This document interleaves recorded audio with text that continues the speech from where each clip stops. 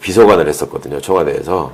그때 이미 탄핵을 한번 겪어봤고 그 뒤에 조사가 이루어지는 과정에서 그냥 그 당시에 이제 윤석열이 특검에서 조사를 하던 때잖아요. 거기 들러붙어가지고 다 풀었던 공로로 기소에서 빠지고 그랬는데. 선후배? 응? 선후배 윤석열. 뭐 그런 점들이 있겠죠. 근데 이번에도 이제 그런 수법을 쓰려고 했는데 사전에 거짓말하는 게 너무 많아가지고 많이 두려울 겁니다. 그러면 최상목 전 경제부총리가 한 번 더 재판 기피 신청을 할 가능성은 있나요? 그리고 어차피 절차상으로 대법원에다가 제한거를 할 수 있는 그 과정은 있는데 뭐 해봤자 바로 또 기각될 거기 때문에 그렇죠. 그러니까 매만 버는 겁니다. 그러니까. 그러면 이게 괘씸죄에 걸릴 수는 없습니까?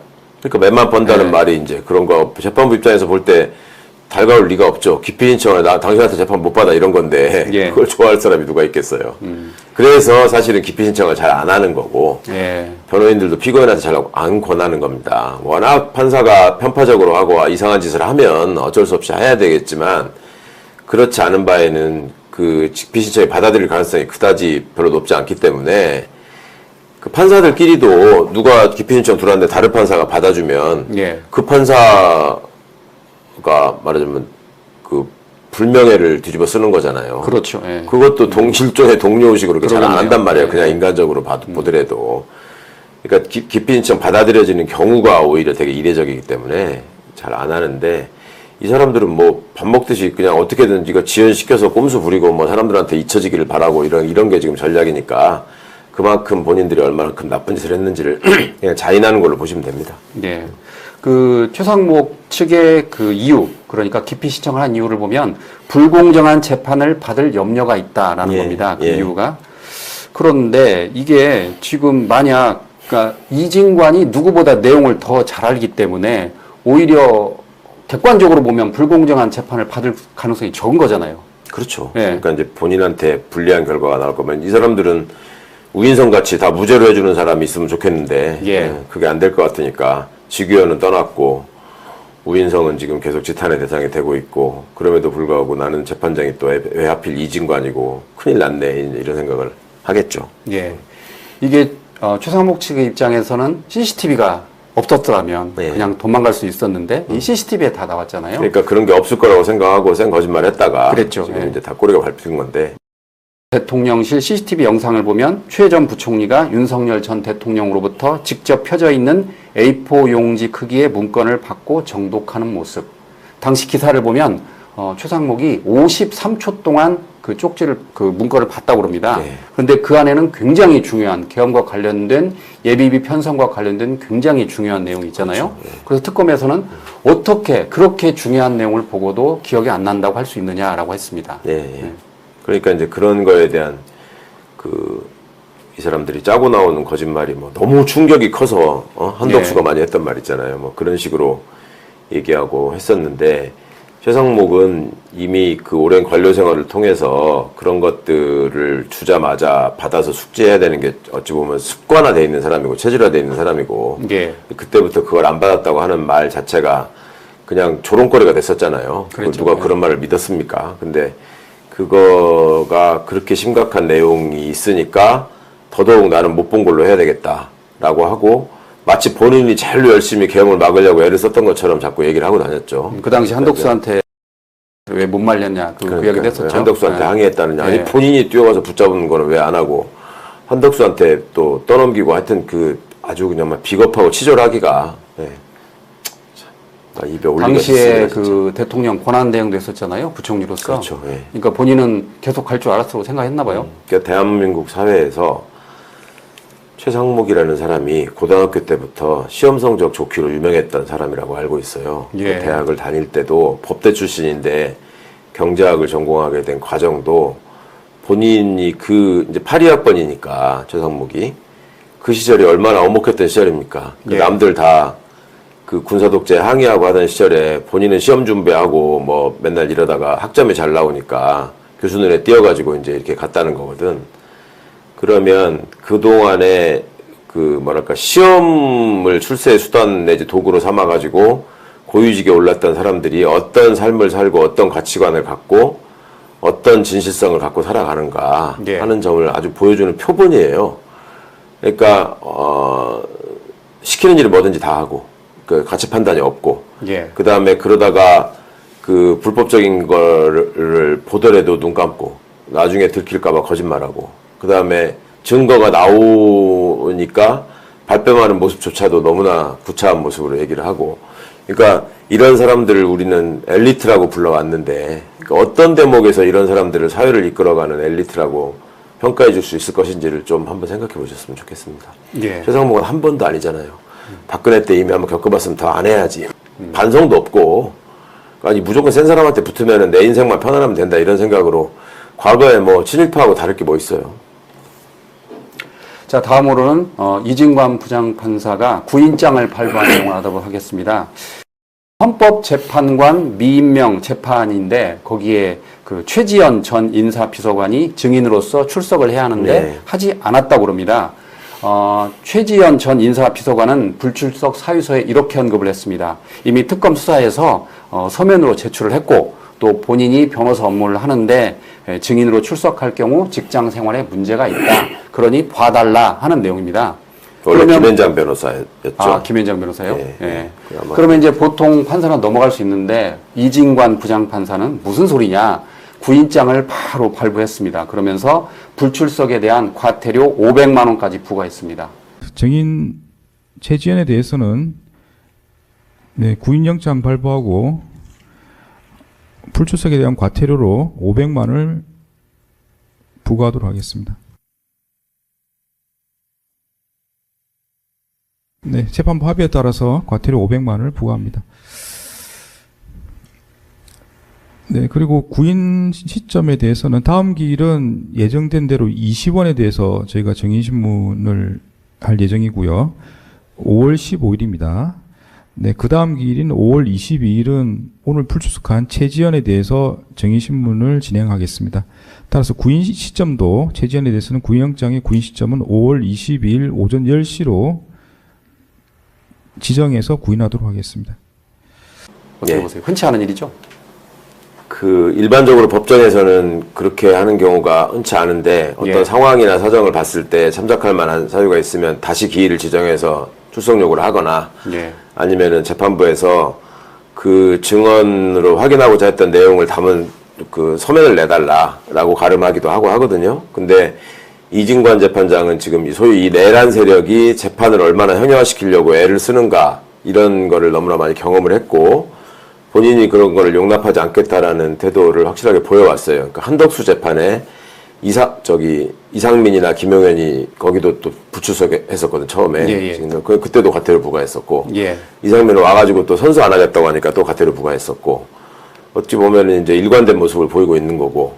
최지연 변호사 같은 경우에는 자기 아버지도 변호사거든요. 잘 아는 분인데 본인도 법률 지식이 있고 뭐 집안 자체가 뭐 그런 걸 모를 수가 없는데 피하고 싶겠죠. 본인 입장에서는 곤혹스러운 일이고 부끄러운 일이니까. 하여튼 저 과태료를 부과받았으니 이제 또 안 나올 도리가 없을 텐데 구인영장까지 발부했으니까 뭐 진실된 증언을 해주기를 바랍니다. 할지 모르겠으나. 최지연 전 비서관 아까 말씀드린 것처럼 이미 서면으로 충분히 소명을 했다라고 했는데 이진관 부장판사는 이른바 그 직접 심리주의 그리고 공판 중심주의를 내세우면서 증인을 직접 보겠다는 거잖아요. 그래서 당신이 말하는 걸 직접 보고 내가 판단하겠다. 최지연이라는 사람이 그냥 처음부터 인사비서관이었던 게 아니라 제 기억에 다른 걸 하다가 대변인인가 뭘 하다가 그쪽으로 옮겨갔어요. 그러니까 윤석열 시절에 나름 중심부에서 총애를 받았던 사람이지. 그러니까 그 사람을 통해서 재판부가 더 확인하고 싶은 게 많을 수 있죠.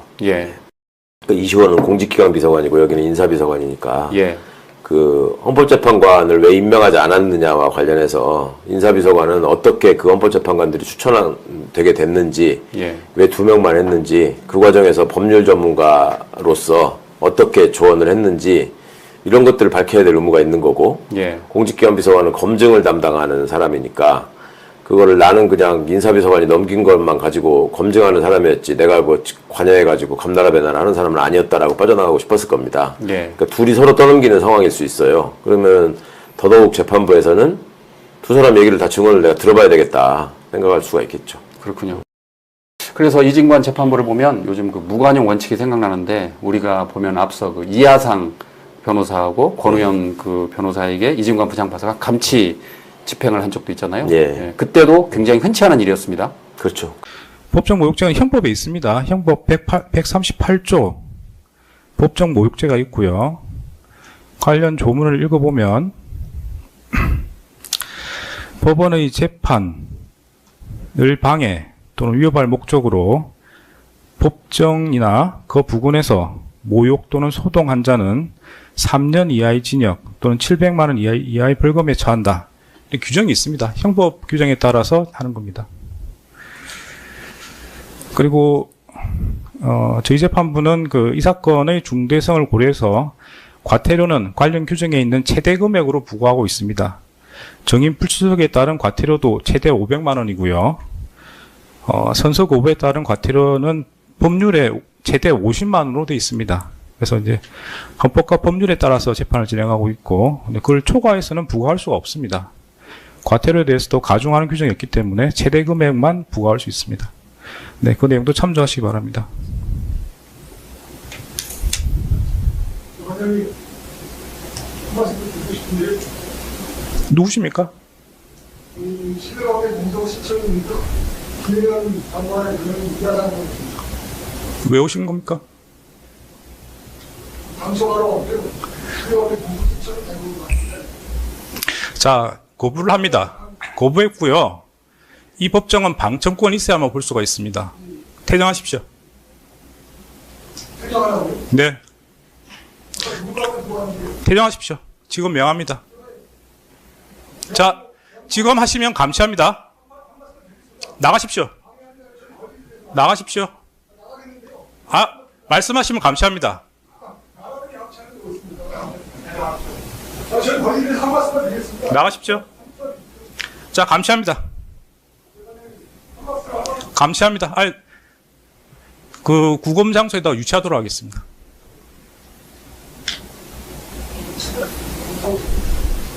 제가 이거는 시절 남용하는 진행입니다.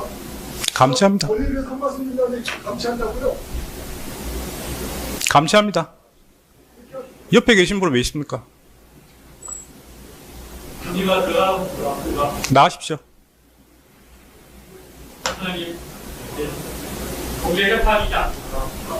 법정을 그렇게 운영하지 않습니다.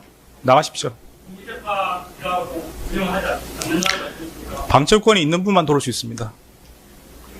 빈자리가 있지 않습니까? 바로 안 나가시면 감시합니다.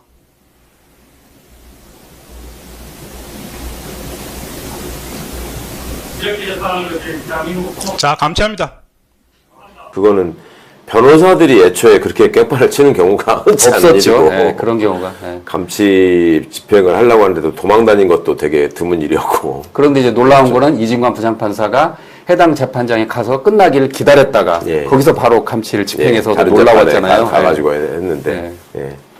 하여튼 뭐 좀 가관이죠. 그러니까 내란을 옹호하고 다니지. 지금 권우현 변호사에 대해서는 대한변협이 지금 징계 절차를 지금 하고 있죠. 아직 결과는 나온 것 같지 않습니다. 예. 뭐 모르겠습니다. 뭐 어떻게 할지 그 전에 무슨 한번 징계해가지고 뭐 이 정도는 징계 사안이 아니다 하고 빠진 적이 있었던 것 같은데 예. 대변협이 그래서 지탄을 받았던 것 같은데 한번 다시 확인해봐야 될 것 그 뒤에 이제 같습니다. 검찰이 다시 이제 그 고발하고 또 그러니까 예, 예. 이제 하는 것 같습니다. 자, 추가로 그 무상 여론조사와 관련해서 그러니까 명태균 무상 여론조사 관련해서 특검이 윤석열에게 징역 4년 그리고 명태균에게 징역 3년을 구형했습니다. 예. 그런데 이게 관심 있는 게 이 재판장이 이진관 부장판사입니다. 예. 그러면 여론조사와 관련해서 김건희 1심과 2심 그러니까 1심의 우인성 부장판사 그리고 2심의 신종옥 부장판사는 김건희 씨에 대한 그 여론조사와 관련해서 모두 무죄를 선고했잖아요. 그러면 윤석열 무상 여론조사를 받고 있는 이진관 부장판사가 유죄를 선고할 수 있는 가능성 어떻게 보십니까? 그러니까 통상 법원에서 이제 이런 비슷한 종류의 사건들이 겹치게 되면 재판부끼리 서로 의논을 하는 경우도 있고 예. 결론에서 이제 그게 차이가 나면 안 되니까. 근데 이번에는 보니까 이 내란 사건을 맡고 있는 재판부가 여럿이잖아요. 근데 서로 뭐 그렇게 소통하거나 이러지 않는다고 하더라고요. 소통을 안 한다? 네. 네.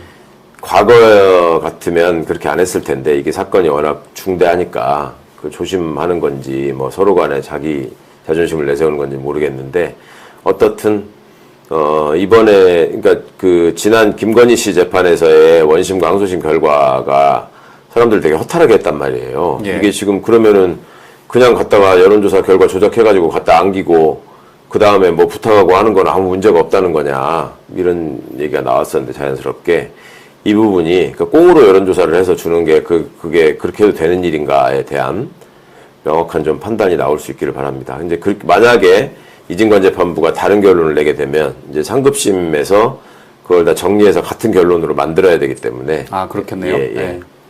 우리가 잘 알고 있다시피 윤석열과 명태균의 녹취록이 있잖아요. 그렇죠. 거참 말이 많네. 김영선 공천 좀 해줘라라고 했는데 얘기했다. 그리고 내가 상인이한테 말을 할게. 걔가 공관위원장이니까라고 말까지 했잖아요. 김영선이 경선 때부터 열심히 뛰었으니까 그거는 김영선이 좀 해줘라 그랬는데 뭐 그렇게 말이 많네. 당에서 처음에 딱 들고 왔을 때부터 여기는 김영선 해줘라 이랬다고 상현이한테 윤상현한테도 하고 김영선이 그냥 사선 의원에다가 뭐 경선 때도 열심히 뛰었는데 좀 해주지 뭘 그러냐. 상현이한테 내가 한 번 더 얘기를 할게. 걔가 공관위원장이니까. 평생 은혜 잊지 않겠습니다, 대통령. 그래. 예, 사모님. 제가 있는데 애들이 거기 있는데 할 수 있어. 윤상현한테 조용. 아니, 저희 뭐지, 당선자가요? 예, 저희 지금 전화를 했는데, 예. 그냥 미르라고 했어요, 지금 전화해서. 예, 고맙습니다. 네네네. 그렇게 했다가 너무 걱정하지 마세요. 잘 될 거예요. 괜찮아요. 또 어쨌든 일단은 그게 중요하니까 잘 한번 지켜보시죠, 뭐. 예, 고맙습니다. 세상에 그거를 공심위가 한 거지 윤석열이 한 게 아니니까 관련이 없다라는 이런 말 같지 않은 소리를 판결에다 써놨으니 예. 그러니까 대가가 없다라는 말에 대해서 누가 납득을 못하는 거고 그럼 대가도 없이 없는 일을 왜 합니까 명태균은. 그러니까 이제 그거에 대해서 어떻게든 핑계거리를 대야 되니까 환심을 살라고 그랬다. 그러면 왜 환심을 사야 되느냐 되는 걸로 또 돌아가는 거예요. 예. 뭐 때문에 환심을 사? 뭐가 필요한 게 있으니까 환심을 사야 되는 거지. 그러면 다시 또 공천 얘기가 나왔었는데 왜 대가가 아니라는 말이냐. 여기에 대해 또 답을 못하는 상황이 됐던 거죠. 그러니까 좀 상식적인 판단을 좀 했으면 좋겠어요, 제발. 그동안 일부 판사들은 보면 권력자들을 좀 봐준 경향이 있지 않습니까? 네. 그런데 이진관 부장판사는 한덕수 전 총리 사례를 보면 권력자들에게 더 오히려 엄히 판결을 내리고 있는데 그러니까 권력자들 봐준다고 표현하시는 그 정서의 밑바닥에 있는 게 여러 판결문에서 뭐 50년 동안 또 오랜 동안 기간 공직에 종사했기 때문에 예. 뭐 그런 점을 참작한다 뭐 이런 식으로 나오잖아요. 그거는 가중사유지 감경사유가 아니고 가중사유, 감경사유. 공직에 있으면서 헌법과 법률을 더 지켜야 될 사람들이 그걸 어겼으면 오히려 더 엄하게 벌여야 되는 게 그렇죠. 맞지. 특히 내란처럼 이렇게 헌법을 파괴하려고 했던 범죄에 대해서는 더더욱 그래야 되는 거죠. 근데 그거를 그렇게 하지 않는 거를 보면 이 판사들의 소위 말하는 계급의식이라는 게 어디에 있는지를 생각해 보셔야 됩니다. 예. 그러니까 이 사람들은 여전히 우리는 지배층이다라고 생각하고 있는 거예요. 그 지배층의 일원으로서 어떤 사람이 벌인 범죄에 대해서 내가 가혹하게 하는 거는 누워서 침뱉기가 될 수 있다. 그걸 대놓고 얘기하지는 못하지만 잠재의식 속에 그런 게 있는 거예요. 그러니까 말하자면 가진 거 없고 사회적 지위도 높지 않고 뭐 배움도 길지 않고 이런 분들은 얼마든지 내 손아귀에서 그냥 무시하면서 재판해도 되고 나름 사회적으로 힘을 가지고 껐덕거렸던 사람들에 대해서는 그 부분을 존중해줘야 된다라는 완전히 반대되는 잘못된 생각을 갖고 있는 거죠.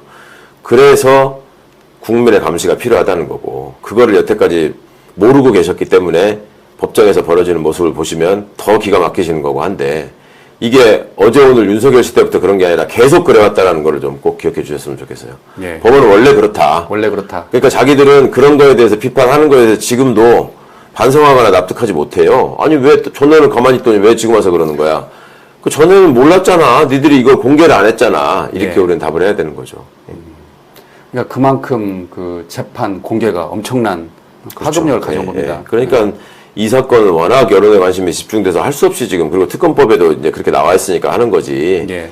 다른 사건 재판